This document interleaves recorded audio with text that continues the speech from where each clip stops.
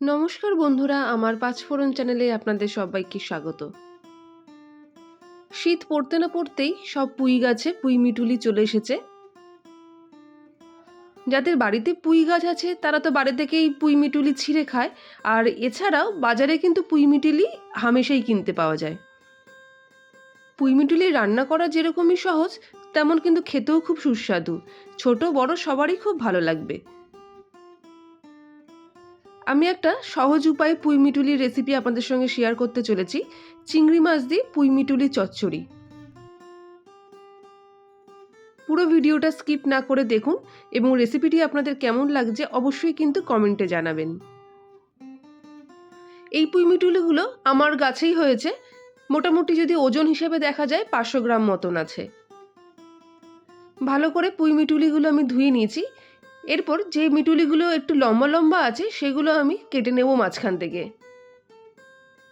তবে কাটাটা খুব একটা জরুরি নয়, আপনারা যদি ইচ্ছা করেন তো লম্বা লম্বাও রাখতে পারেন, কেন রান্না করার সময় এটা কিন্তু ভালোই সেদ্ধ হয়ে যায়। আমি বেছে বেছে যেগুলো লম্বা লম্বা ডাঁটা আছে সেগুলো আমি কেটে নিচ্ছি।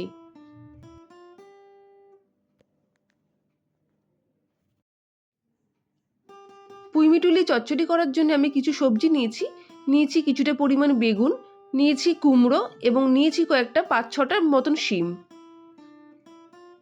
আর নিয়েছি একটা বড় সাইজের আলু ডুমু ডুমু করে কেটে, দুটো মিডিয়াম সাইজের পেঁয়াজ কুচি কুচি করে নিয়েছি, আর 3-4টে কাঁচা লঙ্কা আমি মাঝখান থেকে চিড়ে আলাদা করে রেখে দিলাম। 200 গ্রাম মতন চিংড়ি মাছ বাজার থেকে এনেছিলাম। এগুলো চচ্চড়ি করার চিংড়ি, মানে ছোট চিংড়ি। আপনারা ইচ্ছা করলে বড় চিংড়ি নিয়েও মাঝখান থেকে পিস পিস করে নিতে পারেন। চিংড়িগুলোকে ভালো করে ধুয়ে নুন হলুদ মাখিয়ে কিছুক্ষণ ম্যারিনেট করে রেখে দেবো।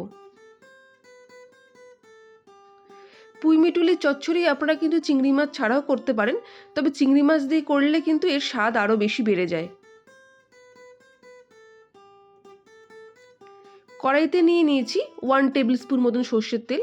তেল গরম হতে যে চিংড়ি মাছগুলো নুন হলুদ দিয়ে মাখিয়ে রেখেছিলাম সেগুলো হালকা হালকা করে ভেজে নেব।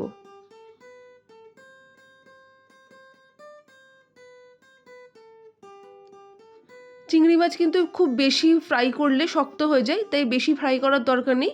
কিছুটা ওলট পালট করে নামিয়ে দিতে হবে। চিংড়ি মাছগুলো দেখতেই পাচ্ছেন সুন্দর করে ভাজা হয়ে গেছে। আমি একটা পাত্রে চিংড়ি মাছগুলো ভেজে আলাদা করে নামিয়ে রাখছি।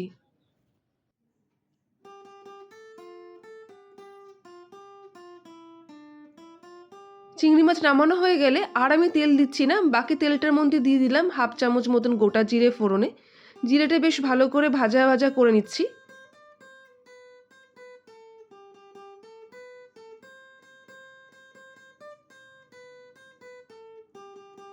জিরেটা ভাজা হয়ে গেলে আগে থেকে যে পেঁয়াজ কুচনো রেখেছিলাম এবং লঙ্কা মাঝখান থেকে চিড়ে রেখেছিলাম সেগুলো আমি দিয়ে দিলাম। খুব ভালো করে তেলে ভেজে নিতে হবে। গ্যাসের আঁচ মিডিয়াম বা লো রাখার দরকার নেই, হাই ফ্লেমে পেঁয়াজগুলো আমি ভেজে নিচ্ছি।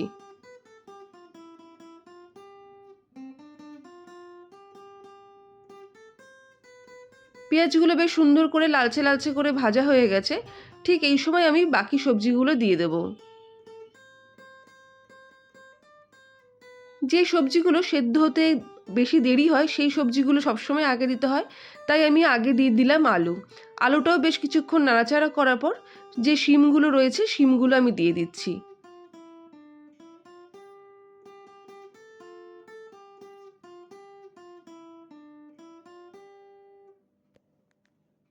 শিম আলু মোটামুটি 1.5 থেকে 2 মিনিট ভেজে কুমড়ো যে ডুমু ডুমু করে কেটে রেখেছিলাম কুমড়োগুলোও দিয়ে দিচ্ছি। কুমড়োগুলোও একসাথে ভালো করে ভেজে নেব। এই সময় দিয়ে দিলাম পরিমাণ মতন হলুদ এবং পরিমাণ মতন লবণ। নুন এবং হলুদ দিয়ে সব সবজিগুলোকে বেশ সুন্দর করে ভেজে নিতে হবে।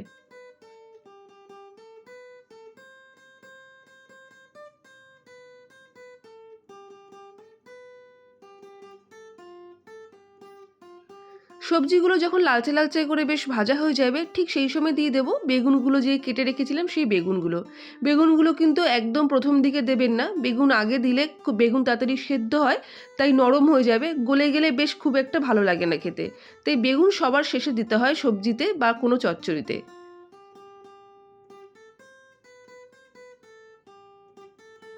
বেগুনগুলো দিয়ে বেশ কিছুক্ষণ নাড়াচাড়া করলাম। নাড়াচাড়া করার পর দিয়ে দিচ্ছি পুঁই মিটুলিগুলো।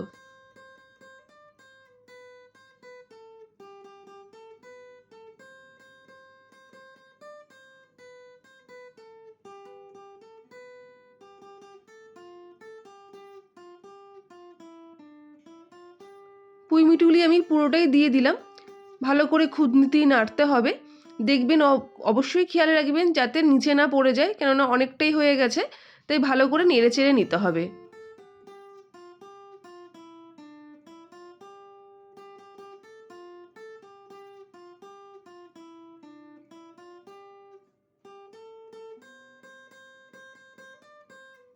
বন্ধুরা, আমার রেসিপি তোমাদের কেমন লাগে অবশ্যই জানিও। পুরো ভিডিওটি দেখো এবং বাড়িতে এরমভাবে পুঁই মিটুলি তোমরা রান্না করে খেও এবং অবশ্যই জানিও তোমাদের কেমন লাগলো। পুঁই মিটুলিগুলো বেশ কিছুটা মজে এসছে, সেই সময় আমি দিয়ে দিলাম 1 আঁটি মতন ধনেপাতা। ধনেপাতাটা কিন্তু অপশনাল, ধনেপাতাটা আপনারা দিতেও পারেন আবার নাও দিতে পারেন। পুঁই মিটুলি ভাজার সময় যদি ধনেপাতাগুলো দেওয়া হয় তাহলে এর গন্ধ খুব সুন্দর বেরোয়, তাই আমি ধনেপাতাটা দিলাম। আপনারা কিন্তু একবার বাড়িতে এরমভাবে ট্রাই করে দেখতেই পারেন। খুব ভালোভাবে নাড়াচাড়া করে নিতে হবে, ভালো করে ভেজে রাখতে হবে।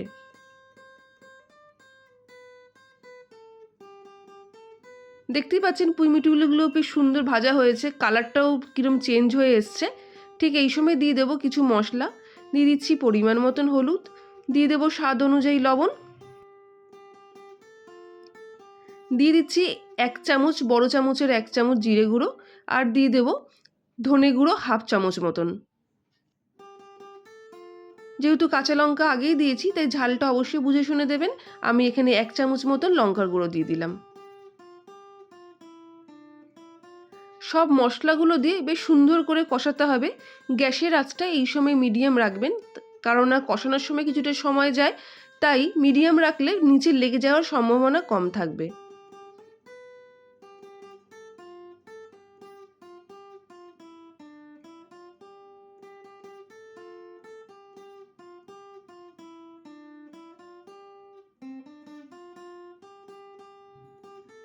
মশলা কিন্তু ভালো করে কষাতে হয়, নাহলে মশলার গন্ধ থাকলে রান্না একদমই ভালো লাগে না। আমি খুব সামান্য পরিমাণে জল দিলাম। আমি কিন্তু সেদ্ধ হওয়ার জন্য এই জলটা দিইনি, সামান্য পরিমাণ জল দিলাম। আমি যে গুঁড়ো মশলাগুলো দিয়েছি যাতে গুঁড়ো মশলাগুলো পুঁই মিটুলির সঙ্গে এবং সবজিগুলোর সাথে বেশ ভালো করে কষানো যায় সেজন্যে। সামান্য পরিমাণে আমি গরম জল দিয়েছি। আপনারা অবশ্যই কিন্তু যে কোনো রান্নায় গরম জল দেবেন। সামান্য পরিমাণ গরম জল দিয়ে আমি পুঁই মিটুলির সঙ্গে মশলাগুলো বেশ কিছুক্ষণ ধরে আমি কষিয়ে নেব।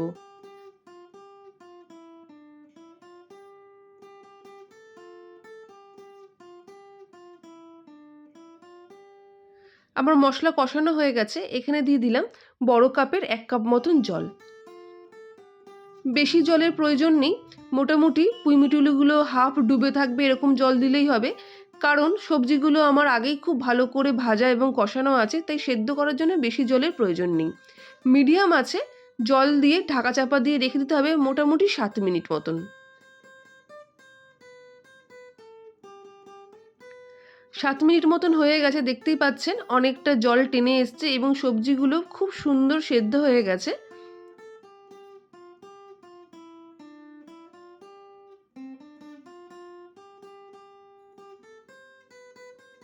সবজিগুলো সেদ্ধ হয়ে যাওয়ার পর আমি এই সময় দিয়ে দিচ্ছি 1 চামচ মতন চিনি। চিনিটা কিন্তু অবশ্যই বন্ধুরা দিতে হবে, যে কোনো চচ্চড়িতে চিনি না দিলে এর টেস্ট একদমই আসে না।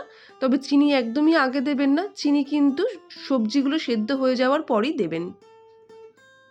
চিনি আগে দিলে সবজি সহজে সেদ্ধ হতে চায় না, তাই সবজি সেদ্ধ হয়ে যাওয়ার পর চিনি দেওয়াটাই ভালো। আমার ঝোল অনেকটাই টেনে এসছে, আমি এই সময় দিয়ে দেবো আগে থেকে যে চিংড়ি মাছগুলো ভেজে রেখেছিলাম সেই চিংড়ি মাছগুলো। চিংড়ি মাছ দিয়ে এবার ভালো করে চচ্চড়িটা নাড়াচাড়া করে নিতে হবে।